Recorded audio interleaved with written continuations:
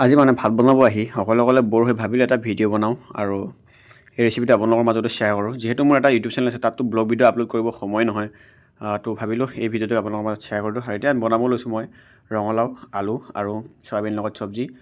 ৰঙালাওটো দি দিলোঁ মই এতিয়া তেলটো গৰম কৰি। তো আৰু এতিয়া ঢাকনটো মাৰি 10 মিনিটমানৰ সময়ৰ কাৰণে ইয়াক মই সিজিব এৰি দিম। ৰঙালাওটো প্ৰায় সিজা হৈ গৈছে। ইয়াতে মই এতিয়া চয়াবিনকেইটা ঢালি দিলোঁ।